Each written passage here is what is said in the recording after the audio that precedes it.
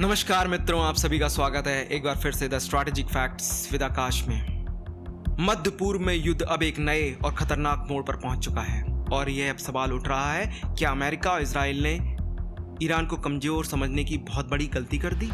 क्योंकि जिस ईरान को कुछ लोग सिर्फ एक आर्थिक संकट में घिरा देश मान रहे थे, वही ईरान अब अमेरिकी फिफ्थ फ्लीट पर हमला कर रहा है, गल्फ देशों में मिसाइलें गिरा रहा है और पूरे मध्य पूर्व की ऊर्जा सप्लाई को खतरे में डाल चुका है। तेहरान में इजराइल के हमले हो रहे हैं और दूसरी तरफ दुबई, कतर, बहरीन, कुवैत तक युद्ध की आग पहुंच चुकी है। आज इस वीडियो में हम समझेंगे ईरान ने कैसे अमेरिका की फिफ्थ फ्लीट को निशाना बनाया, गल्फ देशों में क्यों मचा हड़कंप, ईरान ने रविवार को क्षेत्रीय तनाव को और बढ़ाते हुए यूएई पर 16 बैलिस्टिक मिसाइलें और 117 ड्रोन दागे। इसके साथ ही जॉर्डन के एक प्रमुख एयरबेस को भी निशाना बनाए जाने की खबर है। IRGC के अनुसार ताजा हमलों में तेल अवीव जैसे इजरायली शहरों के साथ साथ जॉर्डन के अल अजाक एयरबेस को लक्ष्य बनाया गया है। ईरानी सरकारी मीडिया ने बताया कि यह बयान मिसाइलों की नई पीढ़ी से अंजाम दिया गया है। ईरान ने जॉर्डन में $300 मिलियन के अमेरिकी थर्ड रडार को नष्ट कर दिया है, ये बात की पुष्टि की जा रही है। ईरान ने 3 MQ-9 रीपर सहित 13 अमेरिकी UAV को मार गिराया है, इस बात की भी पुष्टि की जा रही है। और सबसे बड़ा सवाल, क्या अमेरिका और इजराइल ने ईरान को अंडर एस्टिमेट कर रखा था, जिसकी वजह से ये समस्याएं शुरू हुई? अब बात करते हैं मित्रों, युद्ध कैसे शुरू हुआ। एक संयुक्त US और इजराइल ऑपरेशन ने, जिसका नाम दिया गया ऑपरेशन एपिक फ्यूरी, तेहरान के अंदर कई सैन्य ठिकानों पर, कमांड सेंटर पर, IRGC के ठिकानों पर बड़े पैमाने पर एयर स्ट्राइक किए। इजराइल का दावा है कि उसने लगभग आज तक की डेट में 7000 से अधिक हमले किए गए हैं। इन हमलों में मिसाइल बेस, सैन्य एयरक्राफ्ट, कमांड सेंटर को निशाना बनाया गया है। तेहरान के आसपास तेल डिपो, सैन्य एयरपोर्ट और रणनीतिक ठिकानों को निशाना बनाया है। लेबनान की राजधानी बैरूत की सिटी सेंटर में एक होटल पर भी इजराइल ने हमला कराया, जिसमें 4 लोगों के मारे जाने की पुष्टि हो गई है और 10 से ज्यादा लोग घायल हुए हैं। इजराइल ने दावा किया है कि इस हमले में ईरान की इस्लामिक रेवोल्यूशनरी गार्ड कॉर्प्स के कमांडरों को निशाना बनाया गया है। ये बहुत बड़ी खबर है। अब बात करते हैं मित्रों ईरान के पलटवार की। ईरान की इस्लामिक रेवोल्यूशनरी गार्ड कॉर्प्स ने अमेरिका के खिलाफ एक बड़ा हमला शुरू कर दिया है। टारगेट रहा US navy fifth fleet headquarter Bahrain. यह वही बेस है जो पूरे पर्शियन गल्फ, अरेबियन सी, रेड सी में अमेरिकी ऑपरेशन का मुख्य केंद्र है। ईरान ने बैलिस्टिक मिसाइलें, शाहीद 136 ड्रोन का इस्तेमाल करके हमले किए।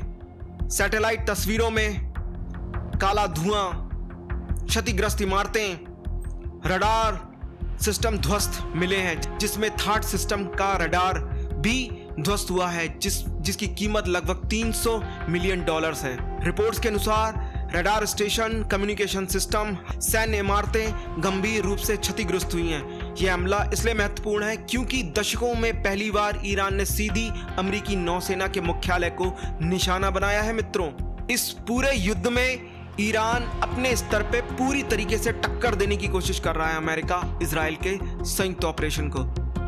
मतलब कहीं पे भी ईरान झुकने की स्थिति में नहीं आया है। अब बात करते हैं अमेरिकी जवाब की। 6 मार्च को अमेरिकी ने जवाबी कार्रवाई की। हिंद महासागर में एक ईरानी युद्धपोत को डुबो दिया। रिपोर्ट्स के अनुसार अमेरिकी पनडुब्बी ने टारपीडो से हमला किया। यह घटना इस युद्ध को समुद्री युद्ध में बदलने की शुरुआत मानी जा रही है मित्रों, क्योंकि यह लड़ाई जमीन, हवा और अब समुद्र के अंदर भी जा चुकी है, तीनों जगह फैल चुकी है मित्रों। अब हम बात करते हैं मित्रों गल्फ देश में मचे हड़कंप के संबंध में। ईरान की रणनीति साफ दिखाई दे रही है। अगर अमेरिका इजराइल हमला करेंगे तो ईरान सिर्फ इजराइल को ही नहीं बल्कि पूरे अमेरिकी नेटवर्क को निशाना बनाएगा। इसलिए ईरान ने हमले किए हैं Qatar, Kuwait, UAE, Bahrain, Saudi Arabia पर। खासतौर से उन लोकेशंस को निशाना बनाया गया है जहां पे अमेरिकी ठिकाने बने हुए हैं। UAE, दुबई, अबू धाबी के पास मिसाइलें इंटरसेप्ट हुई हैं, जो कि ईरान ने छोड़ी थी अमेरिकी बेसिस पे। ड्रोन हमले हुए हैं। दुबई एयरपोर्ट कुछ समय के लिए बंद भी करना पड़ा था, लेकिन अब उसका प्रचालन फिर से शुरू हो गया है।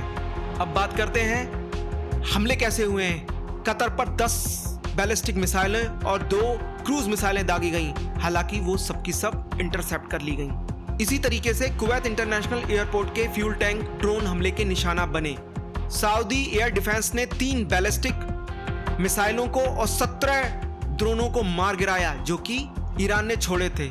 इसी तरीके से अगर हम बात करें बहरीन की, तो बहरीन का कहना है कि अब तक 92 मिसाइलें 191 ड्रोन इंटरसेप्ट किए जा चुके हैं जो कि ईरान ने बहरीन पर छोड़े थे। यानी कि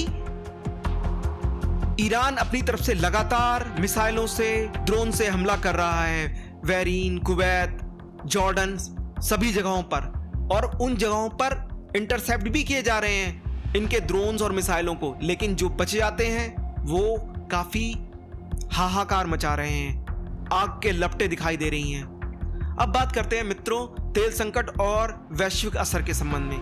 ईरान की रणनीति सिर्फ सैन्य नहीं है, यह आर्थिक युद्ध भी है। स्ट्रेट ऑफ होर्मुज को, जो दुनिया के लगभग 20% तेल सप्लाई का रास्ता है, उसको उन्होंने बंद कर दिया है। इसके असर तेल की कीमतें कई साल के उच्च स्तर पर चली गई हैं। कुवैत ने तेल उत्पादन कम कर दिया है। कतर और इराक भी कटौती कर रहे हैं। इससे वैश्विक बाजारों में भारी उथल-पुथल मच गई है। अब मित्रों बात करते हैं, क्या अमेरिका ने ईरान को कम आंका? अब सबसे बड़ा सवाल यही है, क्या अमेरिका और इजराइल ने ईरान को अंडर एस्टिमेट किया है? क्योंकि कई विश्लेषक मानते हैं कि अमेरिका को लगा था ईरान आर्थिक रूप से कमजोर देश है, अंदरूनी राजनीति बटी हुई है और उसकी सेना आधुनिक नहीं है, लेकिन वास्तविकता कुछ और ही निकली। ईरान के पास हजारों बैलिस्टिक मिसाइलें हैं, हजारों ड्रोन हैं, क्षेत्रीय मिलिशिया नेटवर्क भी है।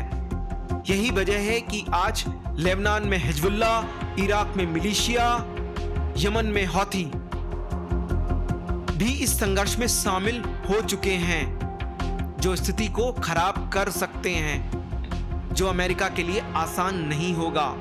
लेबनान में नया मोर्चा खुल चुका है। इजराइल ने चेतावनी दी है कि अगर लेबनान ने हिजबुल्लाह को नहीं रोका तो उसे भारी कीमत चुकानी पड़ेगी। यह धमकी दी है इजराइल ने। इसके बाद इजराइल ने बेरूत, दक्षिणी लेबनान में बड़े हवाई हमले किए हैं। रिपोर्ट्स के अनुसार लेबनान 2 मार्च को इस क्षेत्रीय युद्ध में कूद गया जब ईरान समर्थित संगठन हिजबुल्लाह ने इजराइल पर हमला किया। करीब 300 लोग मारे जाने की खबर है। इससे युद्ध अब एक क्षेत्रीय युद्ध में बदलता दिख रहा है। स्थितियां गंभीर हो रही हैं मित्रों। ये ईरान पे किया गया हमला अमेरिका और इजराइल के लिए जो बहुत आसान लग रहा था, वो अब बड़ा रूप लेता जा रहा है। मित्रों, ये कहा जा रहा है रूस ने अमेरिकी सैन्य ठिकानों के बारे में ईरान को खुफिया जानकारी दी है। हालांकि पुष्टि अभी तक नहीं हुई है आधिकारिक तौर पे, मगर एक बात तो है, इतना अच्छा नेटवर्क नहीं है ईरान के पास, इतनी बड़ी क्षमता नहीं है ईरान के पास, लेकिन जितने सटीक निशाने लगा पा रहा है अमेरिकी बेसों पर, इस वजह से ऐसा लग रहा है कहीं ना कहीं कुछ ना कुछ तो है इंफॉर्मेशन जिसके आधार पर इतने सटीक हमले हो रहे हैं ईरान की तरफ से। मित्रों, यह युद्ध अमेरिका बनाम ईरान नहीं रह जाएगा। यदि इस युद्ध में डायरेक्टली रूस और चाइना शामिल हो जाते हैं तो यह महाशक्तियों के बीच में एक टकराव की स्थिति बदल जाएगी, जो बहुत ही भयावह युद्ध का रूप ले सकती है, शायद तीसरे विश्व युद्ध का। इस बात से पीछे नहीं हटा जा सकता। इस बात को आसानी से कहा जा सकता है कि यह तीसरा विश्व युद्ध का रूप ले लेगा अगर इस युद्ध में, ईरान के युद्ध में रूस और चाइना भी शामिल हो जाते हैं।